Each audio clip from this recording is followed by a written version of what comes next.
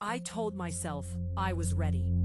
I had been telling myself that for 8 months, ever since I found out he was going to be at the Henderson conference. The same industry, the same overlapping professional circles, the same world I had quietly, methodically rebuilt myself inside of without fully realizing that the world was small enough and interconnected enough that this moment, this specific moment, was always coming. There was never a version of my rebuild that did not eventually lead to a room with him in it. I understood that intellectually. What I did not understand, not really, not until the morning of the conference, was what it would actually feel like to know it was today. I told myself I was ready, and I woke up at 6 in the morning, and I made coffee, and I stood at the window of my apartment in the city I had chosen, because it was far enough away from everything. And I looked at the street below, and I had a conversation with myself that I am not going to fully describe here, because some conversations are too private, even for confession. What I will tell you is that by the end of it, I had decided something. I had decided that whatever happened in that room was not going to be about him. It was going to be about me, about the version of me that was going to walk in, about the distance between who I had been the last time I was in the same room as Marcus, and who I was now. About the fact that the distance was so significant and so hard-won and so entirely mine that nothing he said or did or didn't say or didn't do could touch it. I held on to that decision while I did my hair, while I put on the dress, black, simple, the kind of dress that does not need to announce itself because it already knows what it is, while I stood in front of the mirror for longer than I usually stand in front of mirrors. Not checking how I looked, checking who was looking back. 2 years ago, the woman in that mirror could not afford this apartment, could not afford the particular way she was standing. Straight, unhurried, like someone who had decided a long time ago to take up exactly as much space as she needed, and not 1 inch less. 2 years ago, she was in a different city, in a different apartment, with 4 boxes stacked in the corner, and a savings account with 4 months of runway, and a silence so loud it had followed her across state lines. I looked at her for a long time. The woman in the mirror looked back without flinching. I picked up my bag and I left. Before I go any further, I need to stop and say something to everyone who is watching this right now. If you are on Facebook and you have not followed this page, please do it right now. This is part 2 of a story that started last week, and if you missed part 1, the link is in the description below and also in the first comment. Please go watch it before you continue, because what I am about to tell you lands completely differently when you know where I started. The beginning of this story matters. The 4 boxes matter. The mattress on the floor matters. The bed frame I assembled alone at midnight, with instructions I could not fully follow, and 1 screw I never figured out the placement of, that matters. Without that foundation, what happens in this room is just a story about a woman at a conference. With it, it is something else entirely. And if you are watching on YouTube, please subscribe right now and hit the notification bell. Every single week there is something new on this channel, and I do not want you to miss the conclusion of this story, because I am going to finish it today, completely. No part 3, no cliffhanger, the whole thing, all the way to the end, right here. Now, back to the conference. The Henderson Conference is the kind of professional event that takes itself extremely seriously. 3 days in a hotel that costs more per night than my first apartment in the new city cost per month. The kind of hotel where everything is marble and low lighting, and the staff call you by name after hearing it once. And the coffee in the morning is so good, it feels like a personal apology for every bad coffee you have ever had in your life. Panels, keynotes, breakout sessions with titles designed to make everyone feel like they are operating at the frontier of something important. Networking opportunities that are only called networking opportunities because cocktail hour with business cards sounds less sophisticated. 2 years ago, I would have attended this conference as a wife, as someone's +1, as the woman who stood slightly behind and to the left of a man who was shaking hands and being congratulated while I held both of our drinks. and smiled at people who were directing their attention and their questions and their genuine interest at him and not at me, because I had not yet become someone who commanded genuine interest. This year, I was a speaker. I need to say that again, because even now, sitting here telling you this story, it still does something to my chest when I say it out loud. I was a speaker, 40 minutes, main stage, my name in the program in the same font as everyone else's name, which sounds like a small thing, and is not a small thing at all when you remember where you were 2 years ago. My photograph in the conference booklet, a 3-line biography describing a woman I had assembled from scratch, out of necessity and stubbornness and early mornings and late nights and a refusal, a bone-deep, non-negotiable refusal to let the worst thing that had ever happened to me be the last thing that ever happened to me. I had rehearsed the presentation 43 times. I know, because I counted. I rehearsed it in my apartment. I rehearsed it on the train. I rehearsed it in hotel rooms on the 2 trips I took in the months leading up to this one. I rehearsed it until the words stopped feeling like words and started feeling like breath, something that just came out naturally because it had been inside long enough. I was not nervous about the presentation. I was nervous about the cocktail hour, because the cocktail hour was where he would be, Marcus, the man who had been present for the ending of the life I used to live, and who had, in the 2 years since, apparently continued existing without significant incident, while I had been on the floor, and then slowly off the floor, and then running, and then building, and then standing on a stage talking about the things I had learned on the way up from nothing. He would be at the cocktail hour, in the marble lobby, with the good lighting, and the staff who knew your name, and I would have to be in the same room as him for the first time since the divorce. I had told myself I was ready. I saw him before he saw me. I want you to understand how much that mattered, how much I had thought about which one of us would see the other first. It sounds like a small thing. It is not a small thing. There is a power in being the one who sees first, in having the half second to absorb and adjust and decide how you are going to be before the other person has the chance to set the terms. I got that half second, and I used it. He was standing near the far end of the bar with 2 men I did not recognize. He was laughing at something one of them had said. He was holding his glass the way he always held glasses at events, loosely, in that particular relaxed grip that communicated ease and belonging and a complete absence of self-consciousness.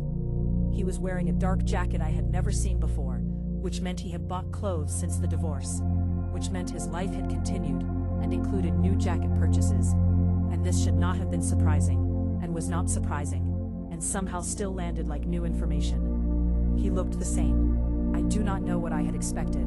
Some physical evidence of consequence, some visible record of the years that had passed, and everything that had happened in them. Some way of looking at him, and seeing in his face or his posture, or the set of his shoulders, the weight of what had been left behind. There was nothing. He looked exactly the same as the last time I had seen him, which was the day I tacked 4 boxes and left. Something moved through me when I realized that. Something I am going to try to describe accurately, because accuracy matters. It was not love. I want to be completely clear about that. I had done enough work on myself in 2 years to know the difference between what love feels like and what its absence feels like. And what I felt standing 15 feet away from my ex-husband in a marble hotel lobby was not love. It was not longing either. It was not a regret. It was anger, but not the hot kind, not the kind that had visited me in the first year after the divorce, the kind that arrived without warning in grocery stores and on Tuesday afternoons, and in the middle of conversations about completely unrelated things. Not that anger. This was the other kind, the cold kind, the kind that lives low in the body and does not shake your hands or raise your voice, the kind that settles somewhere behind the sternum and makes everything around it very still and very clear and very focused. It was the anger of a woman who had spent 2 years rebuilding something that should not have needed rebuilding. Clean, clarifying, and underneath it, surprisingly, something that felt almost like gratitude. Almost. I was not quite at gratitude yet. That came later. I stood there for a moment. I took a breath. I reached out and took a glass from the tray of a passing server. I felt the cold of it against my palm.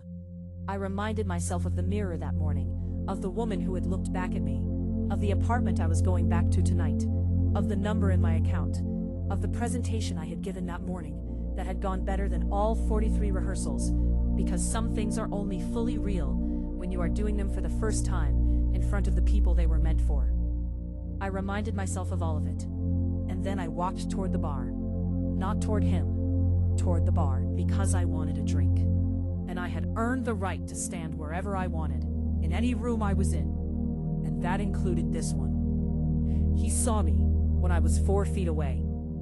I have played this moment over in my mind more times than I can count. In the months between finding out he would be at the conference and actually walking into that room, I had imagined this specific moment from every possible angle. I had written versions of it in my head at 2 a.m. when I could not sleep. I had rehearsed it almost as many times as I had rehearsed the presentation. In some versions, I was perfectly cold, untouchable, a woman so thoroughly armored by everything she had survived that nothing could reach her. In some versions, I was gracious, warm even, the version of a person who has moved so far past something that they can afford to be generous about it. In some versions, I said something. One sentence. The kind of sentence that takes 2 years of living to earn the right to say. The kind that lands quietly and devastates completely. What actually happened was different from every version I had imagined. He smiled. And here is the thing about that smile that I need you to understand, because it is the center of this entire story. It was not a guilty smile. It was not the smile of a man carrying the weight of what he had left behind. It was not apologetic or careful or loaded with the particular complexity of someone who has thought about this moment as many times as I had and arrived at it with the same amount of accumulated feeling. It was a normal smile, a social smile, the automatic, reflexive smile of someone who has encountered a face they recognize in a professional setting and is responding the way people respond to faces they recognize in professional settings. It was the smile of a man who had filed away the chapter of our marriage and its ending in the manageable part of his memory, and moved on so thoroughly and so completely that seeing me at a cocktail hour at a conference we both happened to be attending registered as nothing more than a mildly interesting coincidence. He said, "Oh wow, look at you. It has been a long time." Like we were colleagues who had worked together at the same company some years ago. Like I was someone he had been on a committee with, someone he had shared a project with, someone whose name he had to think about for half a second before it came to him. Not like I was the woman he had been married to for 7 years. Not like I was the woman who had packed 4 boxes and driven away from a life we had built together because it had become a life in which she was slowly, methodically disappearing. Not like I was the woman who had spent the past 2 years in a new city rebuilding everything from the floor up. Look at you. I want to tell you precisely what I felt in that exact moment because I owe you that precision and because it surprised me. Nothing. Not emptiness. Not numbness. Not the absence of feeling that can sometimes be its own kind of feeling. Something more like completion. Like standing at the end of a very long road and turning around and seeing clearly for the first time how far you have walked, and understanding that the thing you were afraid of, this moment, this room, his face, his voice, the specific way he said, "Look at you like you were a mildly interesting coincidence," was just a man at a bar. Just a man at a bar who had no idea what he was looking at. I smiled. I said hello. And I let the silence sit there for just 1 second longer than was comfortable. I need you to drop a comment right now. Tell me if you have ever been in a room with someone who genuinely broke you and stood there looking at them and realized they had absolutely no idea. Tell me if you have ever felt that specific vertigo of understanding that the thing that remade you completely was for the other person just a chapter that ended. Tell me where you are watching from, your country, your city. Just drop it in the comments below. I want to know who is in this with me. I want to know who needed this today. And if someone sent you this video and you have not yet watched part 1, please go watch it. The link is in the description and the comments. You need the beginning to understand why this moment in this lobby meant what it meant. Go watch it and come back. He asked what I was doing there, curiously, not rudely, the way you ask someone you used to know about their life when you have not thought about their life in a significant amount of time, and are only asking now because they are standing in front of you, and something in the social contract requires engagement. I told him I was speaking, main stage, that morning. I watched something happen in his face. It was subtle. If I had not spent 7 years learning to read that face, I might have missed it entirely. A small shift, a recalibration, the social smile adjusting its settings to accommodate data that did not match the file it had been working from. He said, "Oh, I did not realize you were working in this space now." I said, "A lot has changed." He nodded slowly, the nod of someone who is processing. He looked at me with something that was starting to be real attention rather than social performance. The kind of attention that arrives late, after the initial assessment has been revised. He said, "You look well." And I understood something in that moment that I could not have understood 2 years ago when I was on the floor of that first apartment, in the new city, staring at a ceiling and trying to remember who I was. He was not acting like nothing had happened because he was cruel, or calculated, or deliberately minimizing. He was acting like nothing had happened because for him, nothing had happened. The divorce, the debt, the 4 boxes, the loss, the entire dismantling of everything I had thought my life was, had been for him a painful period, a difficult year, a chapter with an unhappy ending that had nonetheless ended and been followed by another chapter. It had not stripped him down to nothing and forced him to discover whether there was anything underneath worth keeping. It had just been hard for a while, and then it hadn't been. The asymmetry of that landed somewhere very specific in my chest. The fact that the same event had cost us such completely different amounts. That what had demanded everything from me had demanded so comparatively little from him. That I had been remade in the fire of it, while he had just waited for it to cool. And then, underneath the asymmetry, something I was not expecting. Gratitude. Real gratitude. Not performed, not forced, the actual thing. Because if it had cost him what it cost me, he would not be standing in front of me, looking the same as he always looked. And I would not be standing in front of him, having become someone I had not known I could be. And the person I had become was someone I would choose, deliberately, over any easier version of the journey. I did not choose the loss. I did not choose the 4 boxes, but I chose what I did with them. And standing there looking at a man who would never fully understand the distance I had traveled, I felt unexpectedly something close to peace. We talked for 11 minutes. I know, because I checked my phone during the conversation, and noted the time, and then checked it again when we parted. 11 minutes. I wanted to know exactly how long it took. 11 minutes, to stand in the presence of 7 years, and feel it resolve into something manageable. Into something I could carry, in one hand, without difficulty. He told me about his work. I listened with the part of my attention that was genuinely interested in being polite, and let the rest of my attention do what it wanted, which was to observe, to notice how the conversation felt. Whether anything in me responded to being near him, in a way I needed to be aware of. Nothing did. Nothing except the steady low hum of the anger and the gratitude existing alongside each other. And the growing certainty that I was going to walk away from this conversation and feel fine. He asked about my work. I told him enough. Not everything, enough. He said something about it being good to see me moving forward. That word, forward. Like I had been standing still somewhere, and had recently begun to move in a direction. Like forward was relative to where I had been when he last saw me, rather than to where I was now.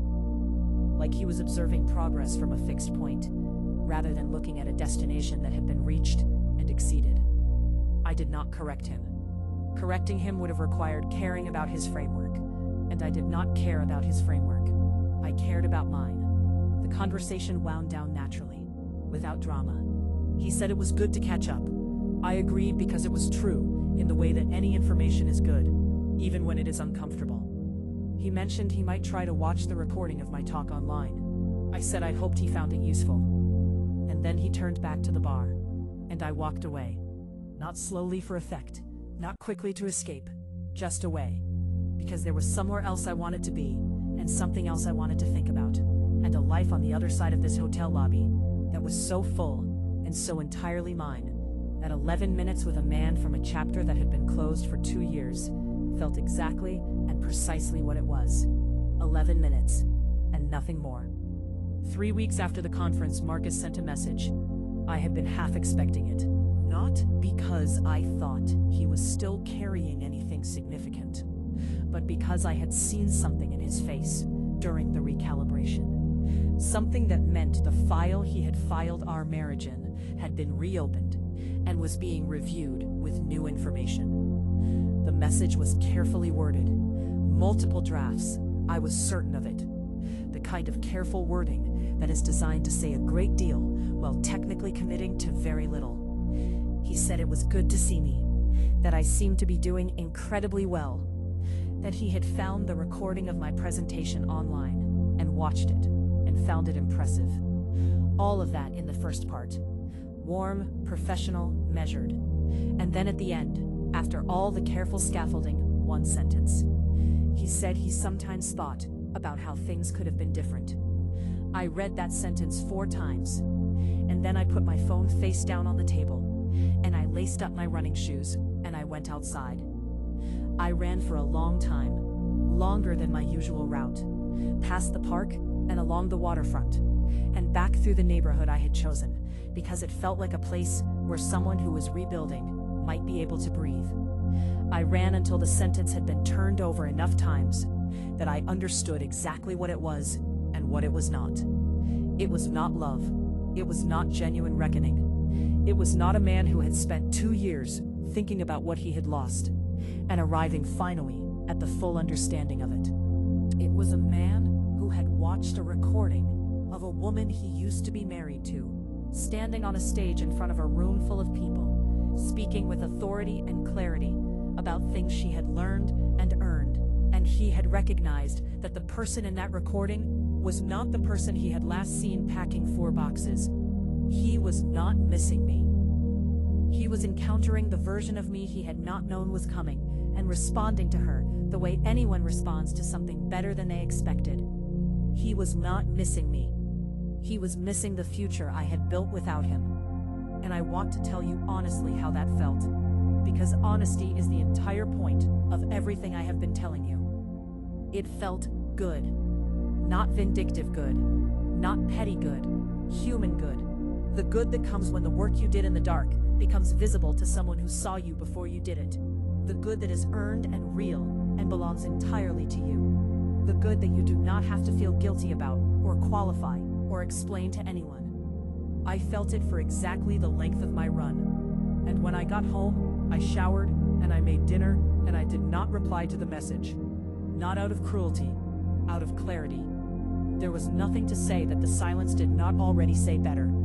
2 months after the conference, there was a dinner. Small, 12 people around a table in a private room in a restaurant I had been to twice before and liked both times.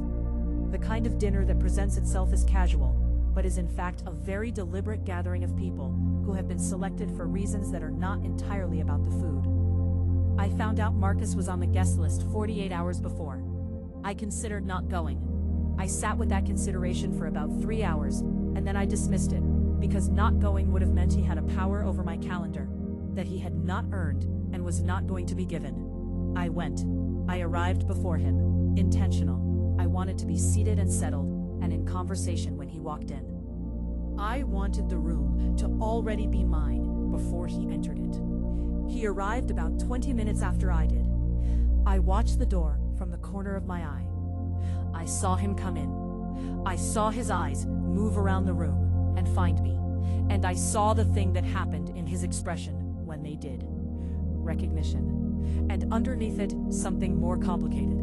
The recalibration again, but faster this time, and more loaded, because now there was the message sitting between us unanswered, and the weeks of silence, and whatever he had made of that silence in the privacy of his own head.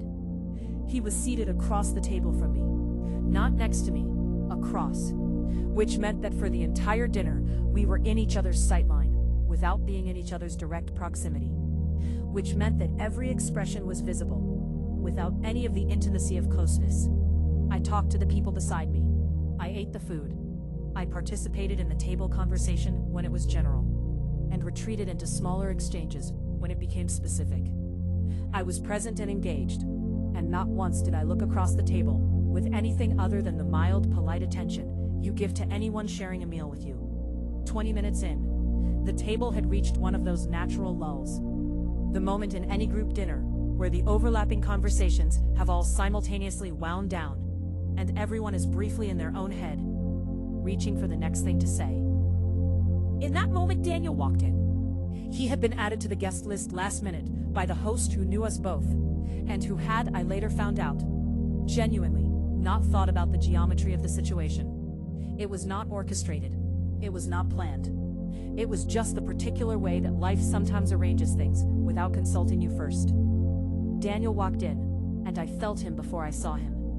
That sounds like something people say in stories, and do not mean literally. But I mean it literally. There is a specific quality to the attention of someone who knows you completely, and is looking for you in a room, and I have learned to feel it. He found me. He came and stood behind my chair, and he put his hand on my shoulder.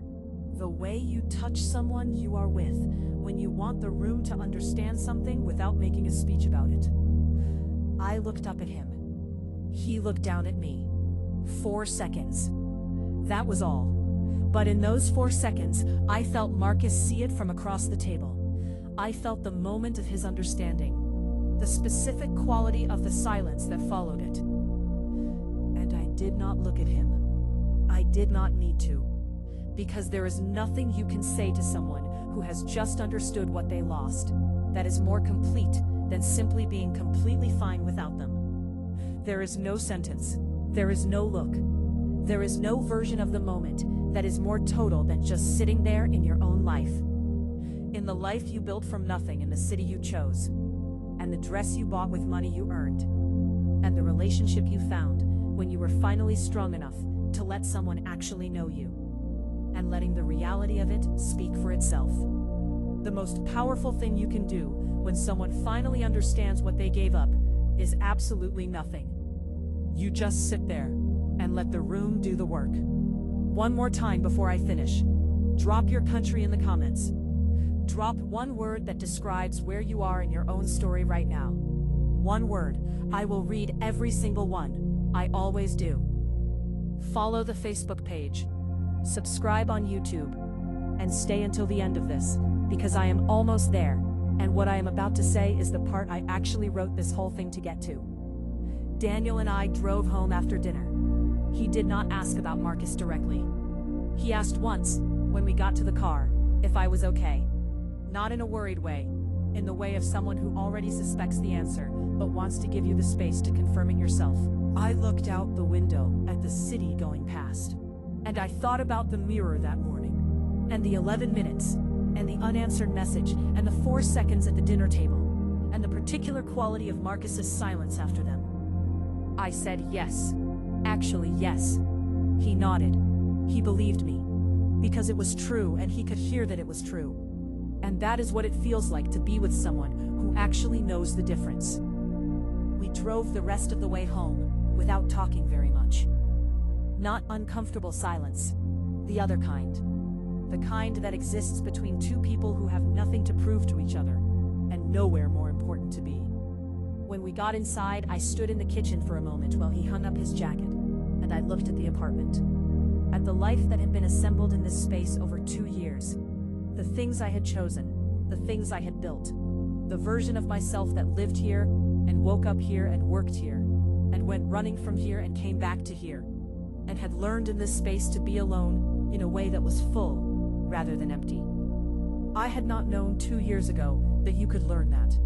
That aloneness could be a thing you built, rather than a thing that happened to you. That the silence could become something you inhabited, rather than something that chased you. I had learned it in the hardest possible way. And standing in that kitchen, I would not trade a single day of the learning. I want to tell you where I am now. Not dramatically, just honestly. Because this story deserves an honest ending. And honest endings are rarely the ones you imagined when you were on the floor. I am well. The work is real and growing. The apartment is mine in every sense of the word. Daniel is still there, present, unhurried, genuinely himself, in a way that continues to surprise me by being exactly what it appears to be, and nothing hidden underneath. The fear still visits sometimes. The fear that everything can be taken away, that the bottom is closer than it looks, that one day I will wake up and the solid ground will have shifted. I do not think that fear ever fully leaves you after you have lived through the thing that created it. I have made a kind of peace with it. The fear is just information now. It is just the body remembering what it learned. I do not fight it. I let it come, and I let it pass, and I keep building. Marcus I have not spoken to since the dinner. I do not think about him often. When I do, it is not with anger or longing, or any of the complicated feelings I thought would permanently occupy the space his absence left. It is with something simpler, something closer to understanding. He was who he was. The marriage was what it was. The ending was hard and necessary, and it led me here. I am grateful for all of it. Even the 4 boxes. Especially the 4 boxes.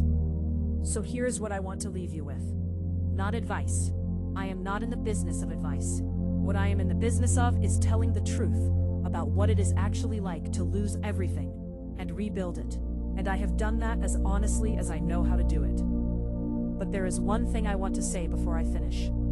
If you are in the middle of your own version of this right now, if you are on the floor, or near the floor, or in the long, exhausting middle section of the rebuild that does not yet have a visible end, I need you to hear something. You are not behind. You are not broken beyond repair. You are not the version of yourself they are describing at dinner tables, where they think you cannot hear them. You are not the cautionary tale. You are not the disappointment.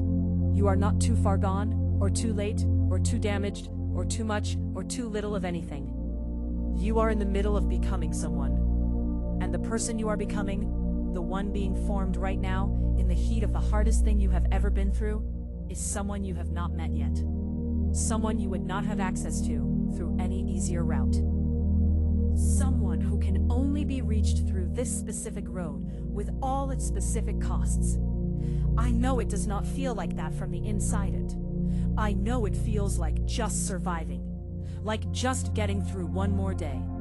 Like the rebuilding is so slow and so set up and rebuild.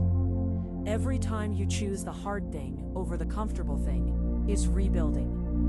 Every time you let yourself be in the silence instead of running from it. Every time you do the work when no one is watching. Every time you stand in front of a mirror and look at who is looking back without flinching. That is all rebuilding. And one day, I cannot tell you when, because I do not know your timeline, and nobody does. One day, you are going to walk into a room and feel the floor solid under your feet, and the air clean in your lungs, and the life around you so completely and undeniably yours that the thought of any version of the story where you gave up before you got here will be genuinely unthinkable. That day is coming. I promise you that. With everything I have, and everything it cost me to have it. I promise. If this story meant something to you, please share it right now. Not for me, not for the numbers. For the person in your life who is currently sitting on the floor of their own rebuild at 2 a.m., wondering whether they have another round of this in them. They do. Tell them. Send them this. No caption needed. They will understand. Drop your country in the comments. Drop one word. I read every single one without exception, and I mean that. Follow on Facebook. Subscribe on YouTube. And thank you. For being here, for listening all the way to the end, for staying. This story is finished, and I am finished with it. And both of those things feel exactly the way I always hoped they would. Like freedom. Like finally.